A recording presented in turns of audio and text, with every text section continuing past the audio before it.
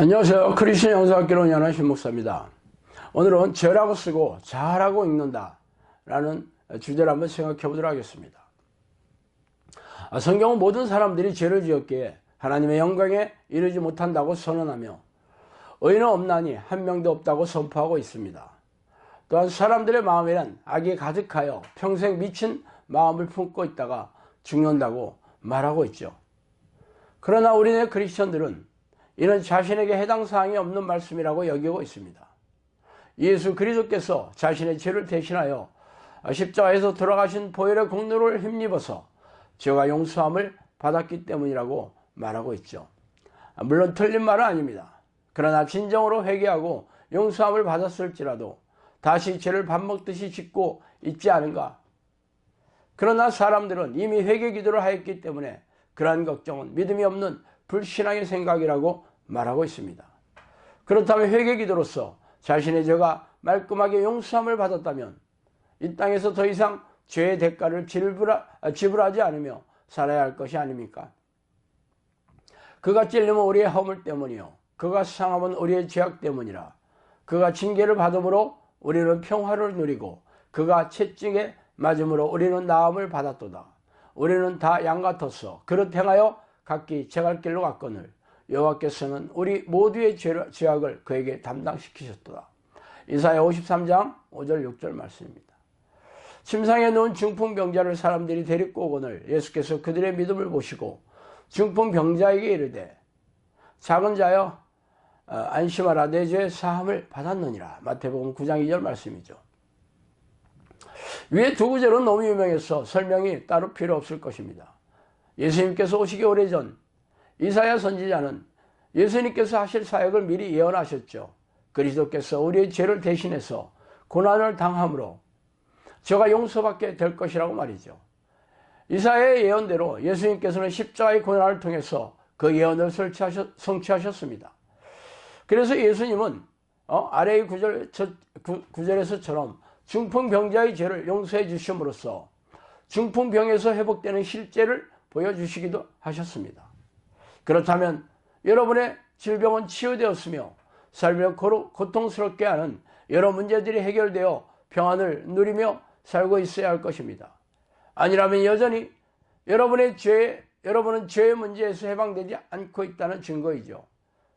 그러나 여러분은 저의 주장을 받아들이고 싶지 않을 것입니다. 우리네 교회에서는 십자가의 보혈의 공로를 의지하는 회개 기도로서 과거의 죄와 현재의 죄 그리고 미래의 죄까지 용서받았으므로 그딴 걱정을 하는 것은 불신앙이라고 당당하게 선포하고 있습니다. 그러나 문제는 자신의 영혼이 건조하고 냉랭하며 삶이 고단하고 팍팍하다는 것입니다. 예수님의 보혈의 공로로 자신의 죄가 용서함을 받았다면 왜 평화와 기쁨을 누리고 행복하고 형통하게 살지 못하는지 알 수 없는 노릇입니다. 그래서 제가 그 이유를 말씀드릴게요. 여전히 여러분은 죄의 속박에서 벗어나지 못하고 있기 때문입니다. 그러나 자신이 짓고 있는 죄가 생각나지 않을 것입니다. 살인, 절도, 폭력, 간음 등의 죄를 지어본 적이 없으며 과거에 그런 죄가 있었다 할지라도 이미 철저하게 회개하였기 때문에 용서받았다고 믿고 있을 것입니다. 그러나 그런 죄가 성경에서 말하는 죄가 아닙니다. 성경에서 말하는 죄는 세상에서 말하는 현행법을 어긴 죄가 아니라 하나님이 싫어하는 성품과 생각, 말과 행동을 아우르는 그러한 말이죠. 그러나 이 역시 자신은 하나님이 싫어하는 명령들을 어기지 않고 살고 있다면 저도 별 할 말이 없습니다.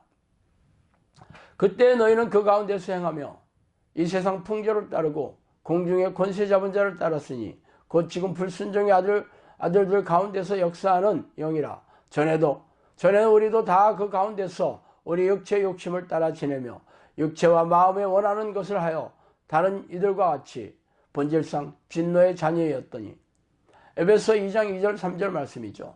육신의 생각은 하나님과 원수가 되나니 이는 하나님의 법에 굴복하지 아니할 뿐 아니라 할 수도 없습니다. 로마서 8장 7절 말씀입니다. 나는 너에게 이르노니 형제에게 노하는 자마다 심판을 받게 되고 형제를 대하여 라가 하는 자는 공회에 잡혀가게 되고 미련한 놈이라고 하는 자는 지옥불에 들어가게 되리라. 나는 너에게 이르노니 음욕을 품고 여자를 보는 자마다 마음에 이미 간음하였느니라. 마태복음 5장 21절, 22절, 28절 말씀입니다. 위의 구절에서 보면 성경에서는 마음으로 품은 육체의 생각조차 죄다, 죄라고 말하고 있죠.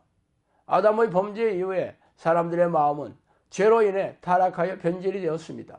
그래서 사람들은 하나님을 경외하고 사모하는 마음이 아니라 자기를 사랑하고 육체의 생각을 선호하고 추구하는 생각으로 변질되었습니다. 이는 하나님을 모르는 세상 사람들의 얘기가 아닙니다. 대부분의 우리네 교인들이 교회에 온 목적도 세상에서 잘되고 부유하게 되며 각종 삶의 문제가 해결되고 형통하기 위해 예배의식에 참석하고 각종 희생적인 신앙행위를 하고 있는 것이죠. 말하자면 육체의 생각을 추구하며 종교행위를 하고 있다면 바리새인들과 서기관들처럼 자기의와 자기만족을 충족시키는 종교주의자가 되는 것입니다. 이는 하나님을 사랑하고 경배하는 마음이 아니라 여전히 자신의 소욕을 쫓아 교회 마당을 밟고 있는 셈이죠. 이에 예수께서 제 아들에게 이르시되 누구든지 나를 따라오려거든 자기를 부인하고 자기 십자가를 지고 나를 따를 것이니라. 누구든지 제 목숨을 구원하고자 하면 잃을 것이요 누구든지 나를 위하여 제 목숨을 잃으면 찾으리라. 마태복음 16장 24절 25절 말씀입니다.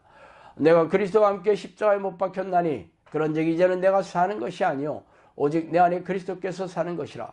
이제 내가 육체 가운데 사는 것은 나를 사랑하사 나를 위하여 자기 자신을 버리신 하나님의 아들을 믿는 믿음 안에서 사는 것이라. 갈라디아서 2장 20절 말씀입니다. 당신의 자아가 바로 죄로 변질된 실체이죠.